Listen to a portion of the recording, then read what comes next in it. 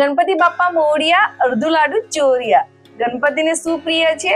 મોદક અને લાડુ, રાઈટ? તો ફ્રેન્ડ્સ, આજની આપણી સ્વાદની સફરમાં એવા સરસ એક મોદક બનાવવાના છે. તો એવા નવા પાર્ટિસિપેટના હું ઘરે આવી ગઈ છું અને એ મોદક કયા બનાવવાના છે એ જોઈ લઈશું. હું છું આપની દોસ્ત મોસ્ટ ડોક્ટર બિંદુ and welcome to cooking ka punch.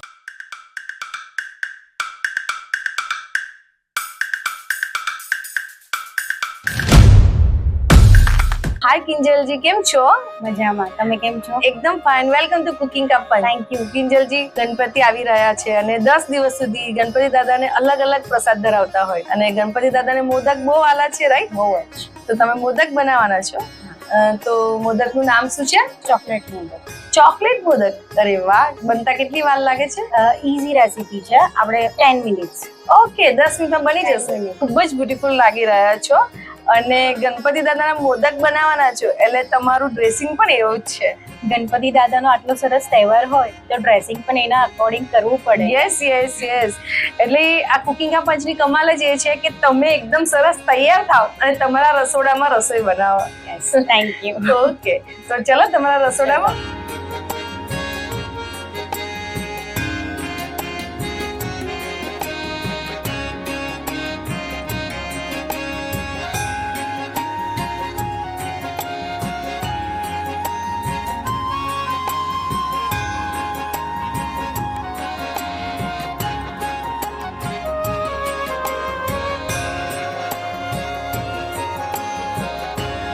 Cashew, almonds અને પિસ્તાશિયો આ બધું સરખું મિક્સ કરી લેશું. એક બોલમાં કાઢીને આને આપણે પ્રોપર મિક્સ કરીશું. હવે આના નાના નાના બોલ્સ બનાવીશું.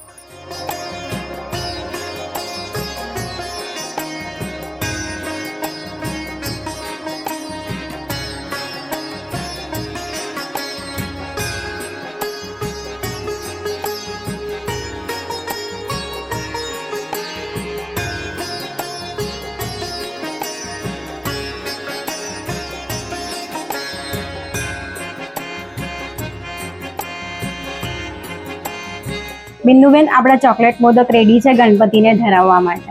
યસ, ગણેશજીના ફેવરાઇટ, રાઈટ? કિંજલજી, તમે આટલી સરસ રેસીપી અમને બતાવી, થેન્ક યુ વેરી મચ. તમને મળે છે કુકિંગ કા પંચ તરફથી certificate and Dhanvantari aesthetic clinic તરફથી મળે છે gift voucher. Thank you very much. તમે મને આટલું સારો ઓપોર્ચ્યુનિટી આપવા માટે thank you so much. Yes, actually એવું જ છે કે તમારા જેવા હોમ શેફ છે અને આટલું ટેલેન્ટ છે તો એ ટેલેન્ટ બધા સુધી પહોંચે એના માટે જ આ પ્લેટફોર્મ છે કિંજલ. તમે સારું કામ કરી રહ્યા છો.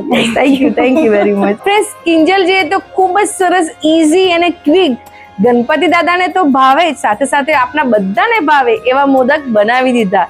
જો તમને પણ કોઈ આવી વાનગી બનાવતા આવડતી હોય અને તમારી વાનગીનો તડકો બધા સુધી પહોંચાડવો હોય તો સંપર્ક કરો અમને આ નંબર ઉપર. ફરીથી મળીશું, ત્યાં સુધી આવજો. ઈટ હેલ્ધી, સ્ટે હેલ્ધી.